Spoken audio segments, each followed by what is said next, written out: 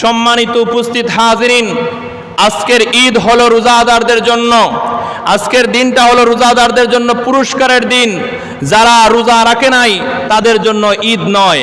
আমরা বলে থাকি যে যারা রোজা রাখে নাই তারা যদি ঈদগায় আসে তাহলে তারা যেন 3 কাতার পিছনে আসে।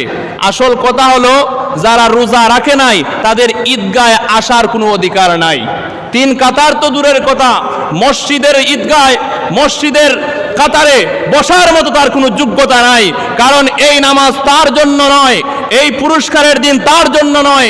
যারা দীর্ঘ 1 মাস আল্লাহর গোলামি করেছে, দিনের বেলায় রোজা রেখেছে, রাতের বেলায় সেজদা দিয়ে যায় নামাজ বিধিয়েছে চোখের পানি দিয়ে, তাদের জন্য হলো আজকে ঈদের দিন। কোনো বেরোজগার বেঈমানের জন্য আজকে ঈদের দিন নয়। তারা ঈদগায় না আসাটাই ভালো, মসজিদে না আসাটাই ভালো।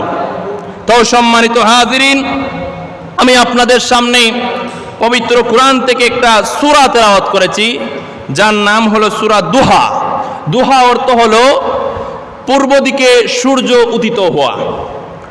লম্বা একটা সূরা, সংক্ষিপ্ত সময় পুরো আলোচনা করা যাবে না, যতটুকু করা যায় যে আমরা তার অর্থটা দেখে নেই। প্রথমেই আল্লাহ বলেন ওয়াদ-দুহা, সূর্য উদিত হওয়ার কসম, ওয়াল-লাইলি ইযা সাজা, রাতের কসম, মা ওয়াদ্দাকা রাব্বুকা ওয়া মা ক্বালা, নবীরে আপনার রব আপনারে ত্যাগ করে নাই।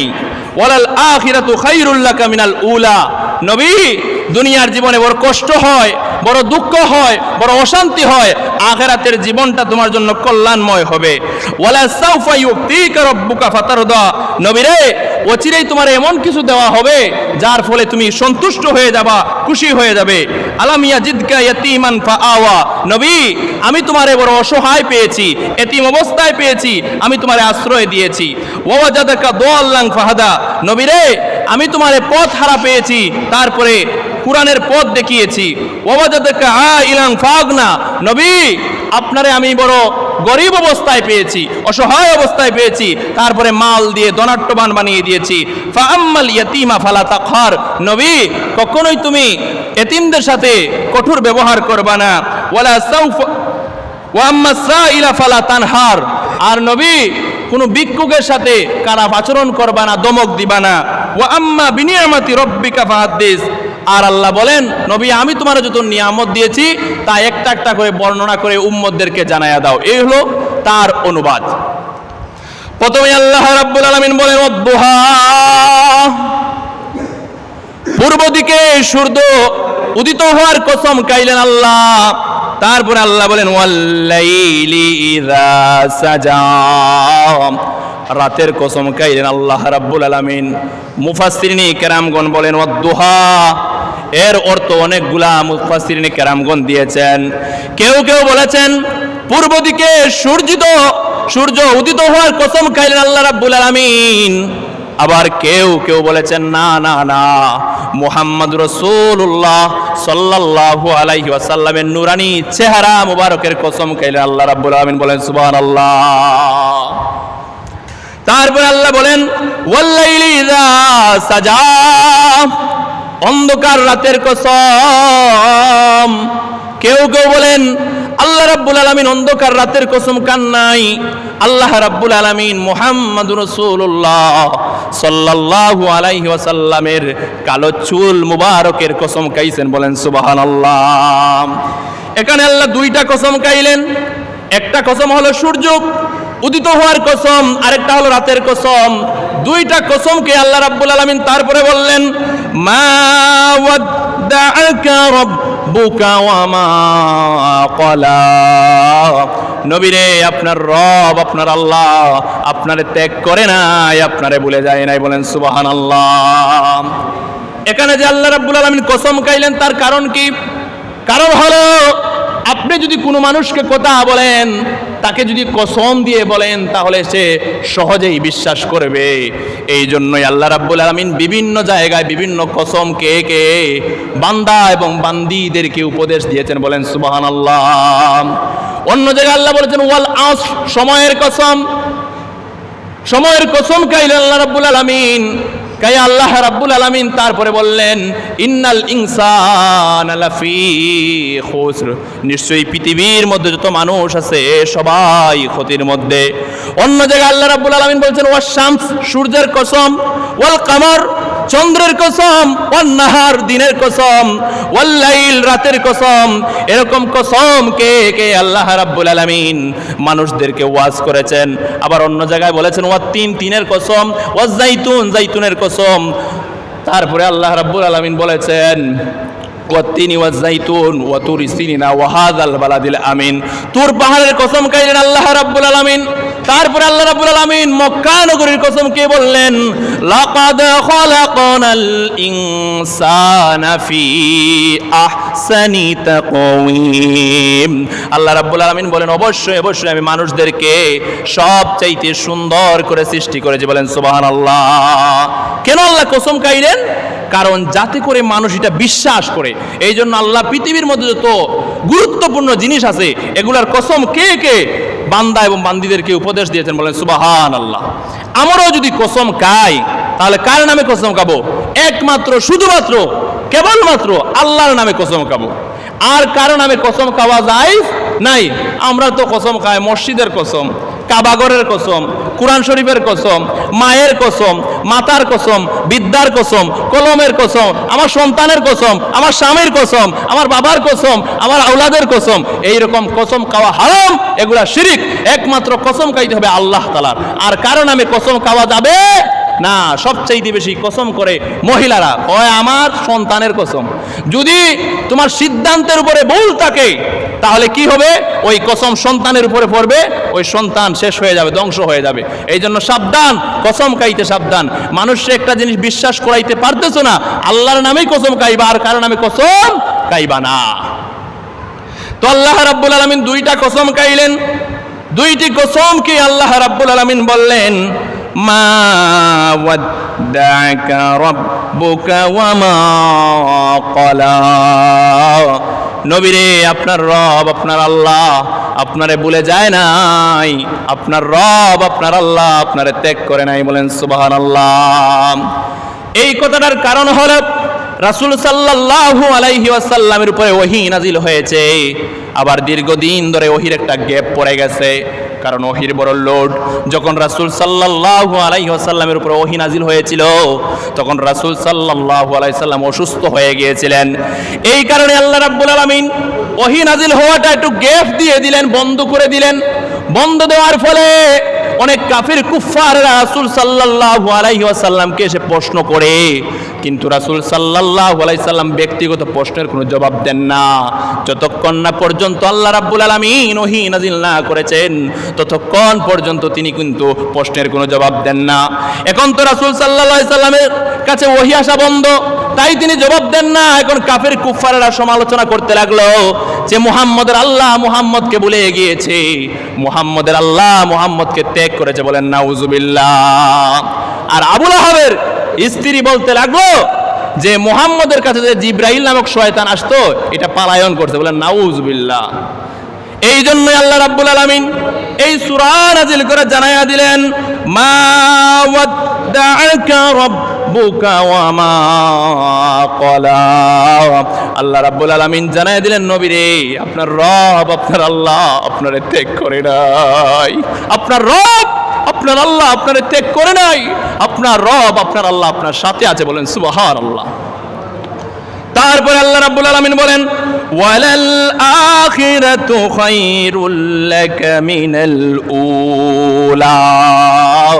তারপরে আল্লাহ রাব্বুল আলামিন বলেন নবীরে দুনিয়ার জীবনে বড় তোমার কষ্ট হয়, বড় অশান্তি হয়, টেনশন করবা না, হতাশ হবা না, আখিরাতের জীবনটা তোমার জন্য কল্যাণময় হবে। বলেন সুবহানাল্লাহ। এই মেসেজ দিয়ে আল্লাহ রাব্বুল আলামিন আপনারা আমার জানায়া দেয় ও আমার বান্দারা, ও আমার বান্দিরা, অভাবে আছো, দুঃখে আছো, কষ্টে আছো, হতাশ হয় না, হতাশ হয় না। তোমার আগামী দিনটা হবে কল্যাণময় দিন, শান্তিময় দিন। বলেন সুবহানাল্লাহ। আমরা বিগত 16 বছরে বড় অশান্তিতে ছিলাম, বড় কষ্টে ছিলাম। ফেসবুকের মধ্যে একটা পোস্ট করতে পারি নাই, মুনাফিকের বাচ্চারা নেতাদের সামসারা স্ক্রিনশট দিয়ে নেতাদের কাছে পৌঁছিয়ে দিয়েছে যে তোমাদের দলের বিরুদ্ধে এরকম ইমাম সাহেব পোস্ট করে, অমুকে পোস্ট করে, তমুকে পোস্ট করে, নালিশ করেছে, নালিশ করে বকাচকা দিয়েছে। তাদের কারণে ঠিক মতো মানুষ তারাবির নামাজটাও পড়তে পারে নাই। দেখা গেছে তারাবির নামাজ থেকে 16 জন গ্রেফতার হয়ে গেছে, 40 জন গ্রেফতার হয়ে গেছে, ইফতারিটাও খেতে পারে নাই, বিবাহ শাদীতে উপস্থিত হতে পারে নাই, ঘরে থাকতে পারে নাই, বাড়িতে থাকতে পারে নাই, মিথ্যা মামলা দিয়ে অশান্তি করেছে, কষ্ট দিয়েছে। তখন সবাই এই আয়াতের দিকে তাকিয়ে বলেছে ওয়ালাল আখিরাতু খায়রুল লাকা মিনাল উলা।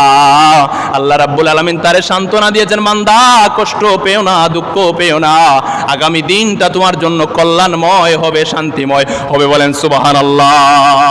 যে আগামী দিনটা তোমার জন্য কল্যাণময় হবে, শান্তিময় হবে। আমরা একটু অভাবে পড়লেই, একটু কষ্ট পড়লেই আমরা কি হয়ে যাই? ধৈর্য হারা হয়ে যায়। এটা হওয়া যাবে না। কারণ হলো আল্লাহ রাব্বুল আলামিন যারে বেশি মায়া করেন তাকে বেশি বিপদ দেন। কেন বিপদ দেন? কারণ সে যখন বিপদে পড়ে, সে যখন মুসিবতে পড়ে, তখন বেশি বেশি আল্লাহর জিকির করে। আর সে যখন আল্লাহর জিকির করে, এটা আল্লাহর কাছে বড় ভালো লাগে। এই জন্য আল্লাহ তারে বেশি বেশি কি করেন? মুসিবত দেন, পরীক্ষার মধ্যে ফেলে দেন। এই জন্য মুসলমানেরা বিপদে পড়েছেন, মুসিবতে পড়েছেন, ধৈর্য হারা হবেন না। আল্লাহর উপরে তাওয়াক্কুল করেন, ধৈর্য ধারণ করেন, নিশ্চয়ই আল্লাহ রাব্বুল আলামিন আপনাকে সফলতা দান করবেন, দান করবেন। বলেন সুবহানাল্লাহ। তারপরে আল্লাহ রাব্বুল আলামিন বলেন ওয়ালা সাউফা ইউতিকা রাব্বুকা ফাতারদা। নবীরে খুব তাড়াতাড়ি তোমার এমন কিছু দান করা হবে যার ফলে তুমি আল্লাহর প্রতি সন্তুষ্ট হয়ে যাবা। বলেন সুবহানাল্লাহ। এই আয়াতের ব্যাখ্যা দিতে গিয়ে মুফাসসিরিন কেরামগণ বিভিন্ন মত এনেছেন। কেউ কেউ বলেছেন এই আয়াত দ্বারা আল্লাহ রাব্বুল আলামিন বুঝিয়েছেন, নবী চিন্তা করো না, টেনশন করো না, মক্কা নগরীর মধ্যে তুমি মার খাইতেছো, বড় অশান্তিতে আছো, আল্লাহ রাব্বুল আলামিন মদিনা মুনাওয়ারায় তোমাকে নিয়ে যাবেন।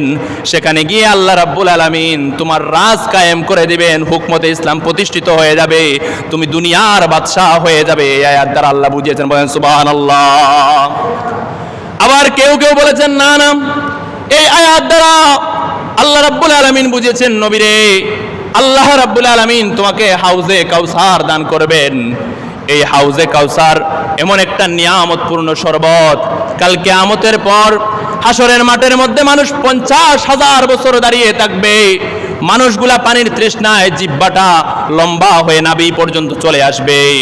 আল্লাহ রাব্বুল আলামিন রাসূল সাল্লাল্লাহু আলাইহি ওয়াসাল্লামের মাধ্যমে যাকে 1 গ্লাস হাউজে কাউসারের পানি পান করাবেন, সে 50,000 বছর হাসরের মাঠের মধ্যে দাঁড়িয়ে থাকবে, একবারও তার কোনো পানির তৃষ্ণা লাগবে না। বলেন সুবহানাল্লাহ। হে মুসলমানেরা, হাসরের মাঠটা বড় ভয়াবহ একটা মাঠ। সেই মাঠের মধ্যে সবাই তোমার কাছ থেকে পলায়ন করবে। আল্লাহ রাব্বুল আলামিন বলেন ইয়াউমা ইয়াফিরুল মারউ মিন আখিহি ওয়া উম্মিহি ওয়া আবিহি ওয়া সাহিবাতিহি ওয়া বানি। আল্লাহ রাব্বুল আলামিন বলেন সেই দিন তোমার ভাই তোমার কাছ থেকে পলায়ন করবে, তোমার মা তোমার কাছ থেকে পলায়ন করবে, তোমার বাবা তোমার কাছ থেকে পলায়ন করবে, তোমার আলে আওলাদ তোমার কাছ থেকে পলায়ন করবে। এই দুনিয়ার মধ্যে মায়ের জন্য সন্তান জীবন দিতে চায়, সন্তানের জন্য বাবা মা জীবন দিতে চায়, ভাইয়ের জন্য ভাই জীবন দিতে চায়, বন্ধুর জন্য বন্ধু জীবন দিতে চায়।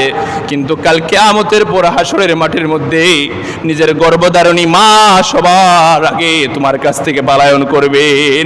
যাকে তুমি বেশি মহব্বত করো, যাকে তুমি সবচেয়ে বেশি ভালোবাসো, তারাই সবার আগে তোমার কাছ থেকে পলায়ন করবে। এমন একটা মুসিবতের সময় হাসরের মাঠ। সেই দিন আল্লাহ রাব্বুল আলামিন মুহাম্মদ রাসূলুল্লাহ সাল্লাল্লাহু আলাইহি ওয়াসাল্লামের মাধ্যমে যাকে 1 গ্লাস হাউজে কাউসারের পানি পান করাবেন, 50,000 বছর বান্দা এবং বান্দিরা হাসরের মাঠের মধ্যে দাঁড়িয়ে থাকবে, একবার পানির কোনো তৃষ্ণা লাগবে না। বলেন সুবহানাল্লাহ। তো আল্লাহ রাব্বুল আলামিন বলেন ওয়ালা সাউফা ইউতিকা রাব্বুকা ফাতারদা। নবীরে খুব তাড়াতাড়ি এমন কিছু তোমার দান করা হবে যার ফলে তুমি খুশি হয়ে যাবা, সন্তুষ্ট হয়ে যাবা। আবার কেউ কেউ বলেছেন না না না, এগুলা উত্তর নয়। কেউ কেউ বলেছেন আল্লাহ রাব্বুল আলামিন এই আয়াত দ্বারা বুঝিয়েছেন, নবীরে আমি আল্লাহ রাব্বুল আলামিন তোমাকে এমন একটা রাত দান করব যেই রাতটা হলো 1000 মাসের চাইতে উত্তম রাত, যার নাম হলো লাইলাতুল কদরের রাত। বলেন সুবহানাল্লাহ। লাইলাতুল কদরি খায়রুম মিন আলফি শাহর। নবীরে এমন একটা রাত তোমারে দান করব যেই রাতটা হলো 1000 মাসের চাইতে উত্তম। আর কোন নবী রাসূলের উম্মতদেরকে এরকম রাত আল্লাহ রাব্বুল আলামিন দান করেন নাই। আখেরি নবী, শেষ নবী, কুল কায়নাতের নবী মুহাম্মদ রাসূলুল্লাহ সাল্লাল্লাহু আলাইহি ওয়াসাল্লামকে একটা রাত দান করেছেন যার নাম হলো লাইলাতুল কদরের রাত। বলেন সুবহানাল্লাহ।